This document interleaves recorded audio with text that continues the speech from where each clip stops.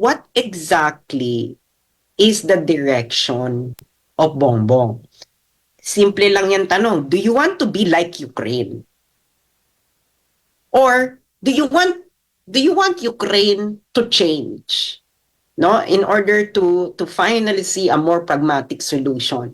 Ano ba 'yon? Gusto mong matulad ng Pilipinas sa Ukraine or gusto mo ang Ukraine ay magbago ng direksyon na mas pragmatic para matigil na ang ang digmaan at magkaroon sila ng mas mapayapa at stable na relasyon ng Russia.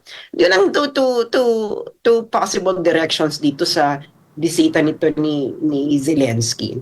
Tsaka ang hirap kasi, sa mga tanong mong ganyan, mas makakatulong kung merong presidential spokesman. Di ba?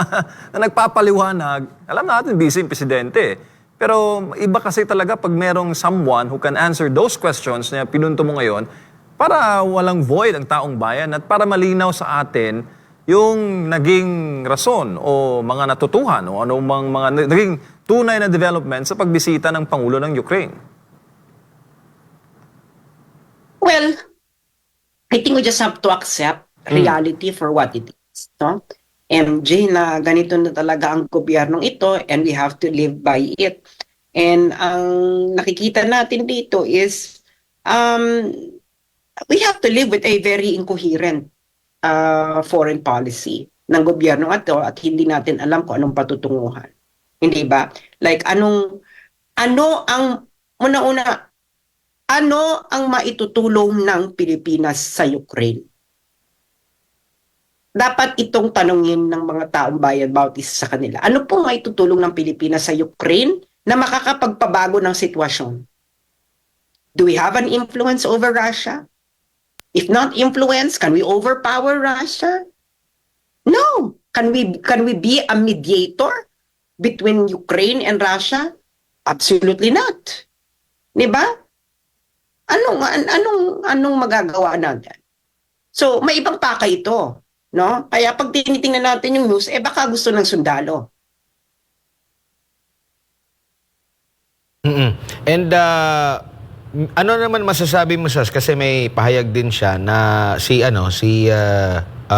PBBM kaugnay nga rin dito sa magiging hakbang ng Southeast ASEAN na parang inline pa rin sa ASEAN yung kanyang ginagawang hakbang para dito sa issue nga dyan sa South China Sea, West Philippines. Nakikita mo rin ba na dapat na rin magsalita ba dito or yung parang pinagkaisang boses ng ASEAN kung ano nga ba yung mismong dapat na maging hakbang or sapat na yung Code of Conduct or naaayon ba ito sa Code of Conduct na isinusulong ng ASEAN itong ginagawa ng Marcos administration?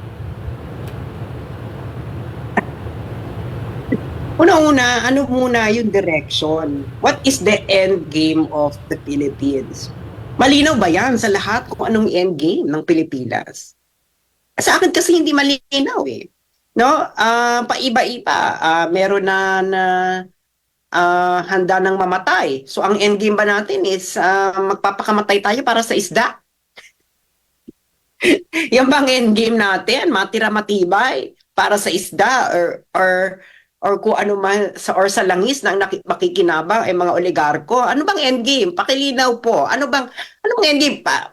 Patatalisikin mo ang China. Wala ka makikita kahit isang Chinese diyan sa South China Sea. Okay? Ano ba? Hindi malinaw, no? So, kaya hindi natin ma-interpret maayos kung ano itong ginagawa niya. Dahil nga walang endgame. 'Di ba? Linawin yung endgame. And every policy that you will have from this moment will be coherent towards that end game. Okay? And in determining the end game, kailangan ito ay smart na tinatawag, di ba? It's specific, measurable, achievable, di ba? Realistic and time-bound. Di ba sabi nga, no? Smart goal. So you must have a smart end game. So, ano ba yung specific, measurable, achievable, realistic, and time-bound na endgame ng gobyernong ito? Baka wala. No? Nakita nga natin, di ba? Napahiya sila dun sa congressional hearing ng gentleman's agreement na gusto nilang papangitin ang pangalan ni Duterte at ang ending bumango tuloy.